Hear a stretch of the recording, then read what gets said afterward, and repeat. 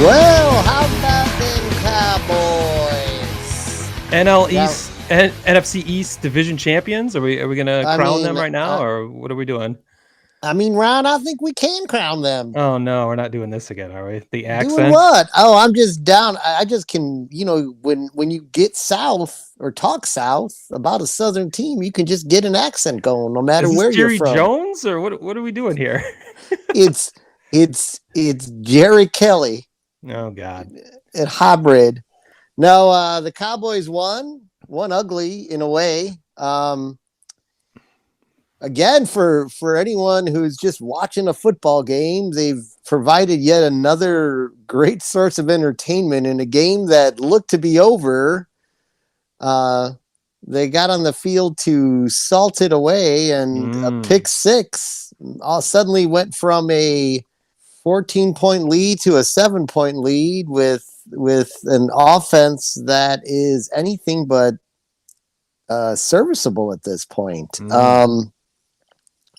I'm not gonna. I mean, I sound like a broken record because I've been saying the same things about the offense for the last 4 weeks. But when you look a little deeper, it's a little bit longer than that. Basically, the offense ever since Dak has come back from the calf injury, it's been completely different. The way the offense is playing, the way he's playing is just not even close to the level he was playing pre-calf injury. So I don't know if there's a lingering issue we're not aware of. I mean, he doesn't seem that way, but he's also not.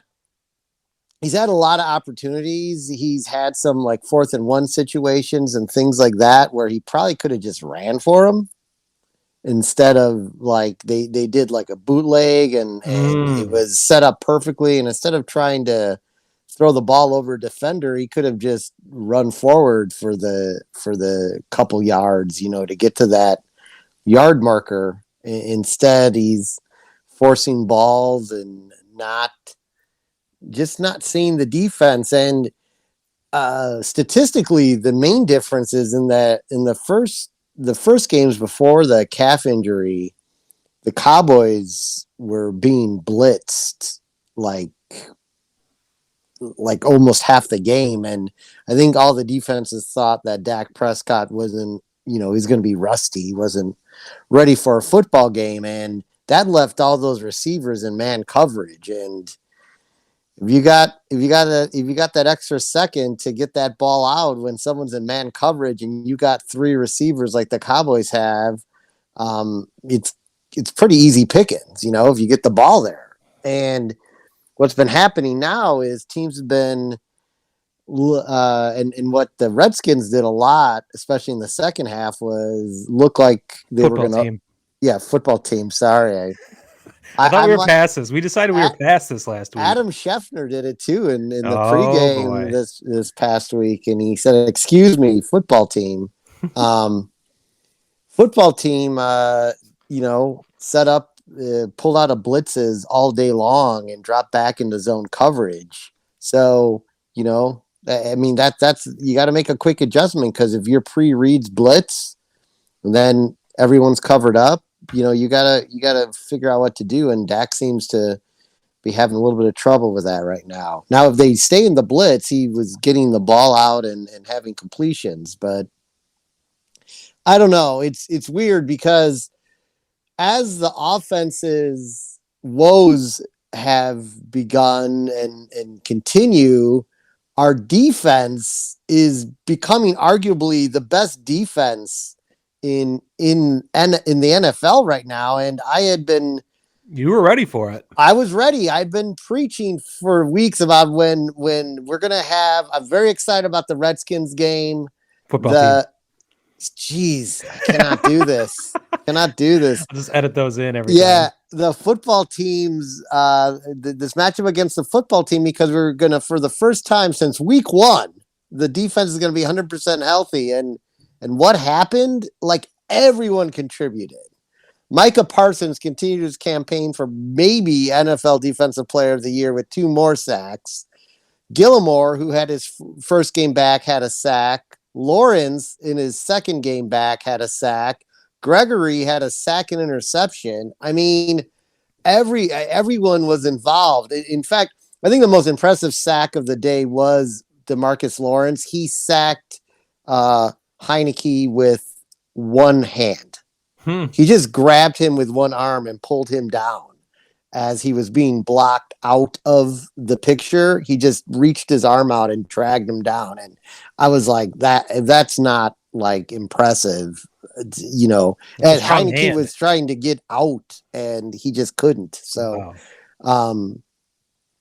So yeah, so the thing about it is, like, they got a few weeks left here to get the offense in order, but if they can get that offense up to running at optimum speed like they were in those first 5 games of the season, then you're going to have a team that's going to be very difficult to beat in the playoffs. But right now, that seems like a really big if, because to me, the Cowboys have, in some weird way, you know, a good defense can take you to the Super Bowl, but it usually does not win you the Super Bowl. Right. You need both elements to win the Super Bowl.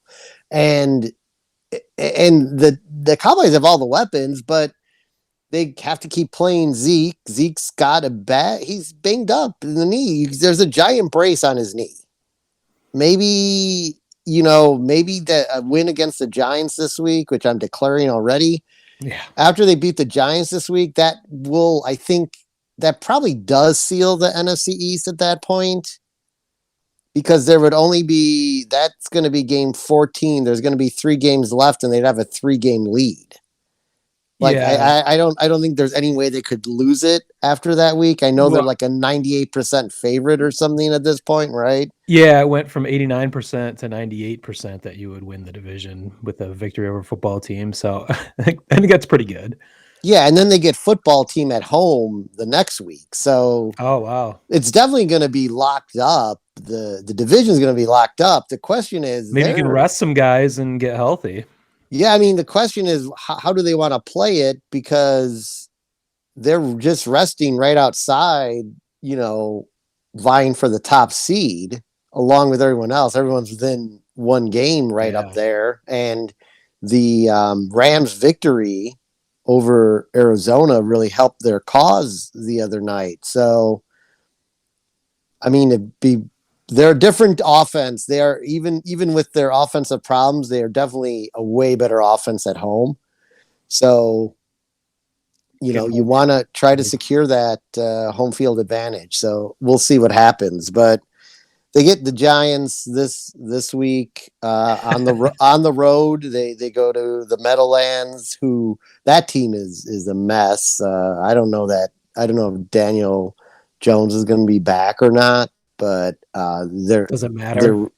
Well, I mean, they are a slightly better team with him at quarterback. So I don't know. They are a disaster. They're done. So, you know, they're just playing to be the spoiler at this point, or maybe they want to lose and try to catch your Detroit Lions.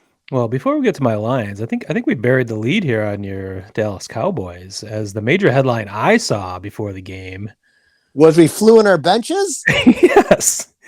Somehow the word got out to the Cowboys that there was some subterfuge or shenanigans going on with the heated benches at is it FedEx Field or RFK Stadium, wherever the was not RFK anymore. Yeah, it's like it's named at I think it's FedEx, sponsored by someone. Yeah. So the way I heard it is the Seattle Seahawks actually alerted the Cowboys. They did. The fact that the heat in the heated benches was not working consistently during their game. So that made me think, well, a lot of things. But the first thing I thought was, why are the Seahawks talking to the Cowboys about anything? What's going on here? Why are they trying to? I mean, I guess it's helping them, but I don't know how much of a help that is to have heated benches. But apparently, the Cowboys saw that as a major issue and decided to have their own heated benches, not shipped there. They were manufactured by whoever the league manufacturer is in Cleveland.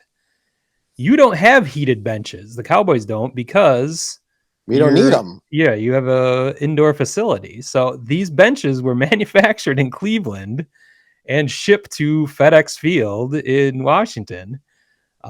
Mind you, they are also manufactured with Cowboys logos and striping and branding all over, which is not legit cowboy standard. benches. It's not standard.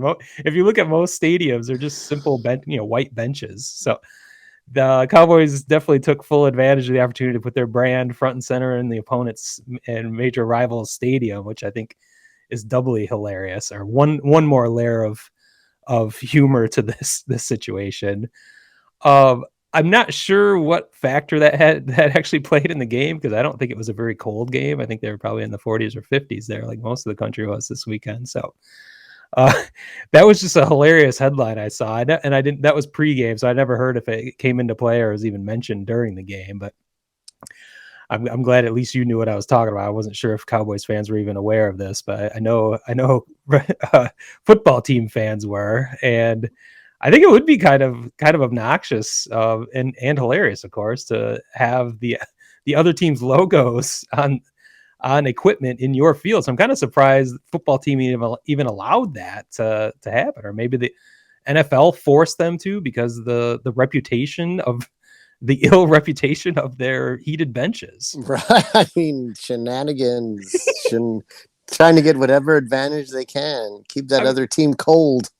I've heard this. I mean, I guess they're not similar stories, but I guess, home stadium equipment failures for the road team, where you've heard about the Patriots, consistently the road team's headsets fail to work in their stadium. I mean, this is probably 5 to 10 years ago where those stories were coming out, along with Deflategate and everything else. So kind of little rumors were spreading all over the place with the Patriots. But I don't know. I just thought that was hilarious. I'm wondering if there's more to that story, or what was funny. But I think the main thing is, being a branding guy and a graphic designer, seeing their logo plastered all over those fucking things is just hilarious, to get it right in the middle of their stadium. So yeah, the Cowboys fans did travel quite well to this game, though. I was kind of surprised. I mean, they were loud. I mean, it was borderline home game for them. So yeah, I can't believe many people would be coming out in droves right now to see football team, but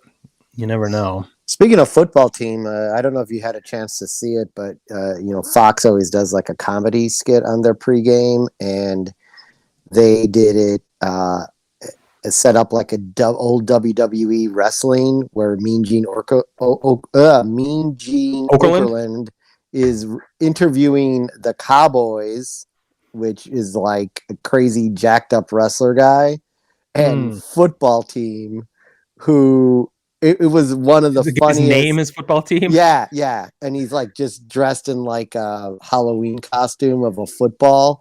It was one of the funniest skits they've ever done. Definitely look it up on YouTube. Is this Frank Caliendo still doing those? No. I haven't watched a pregame in years. They use different comedians. Okay. Yeah, it was freaking hilarious. We'll have to check that out. Yeah. Word Hole Media.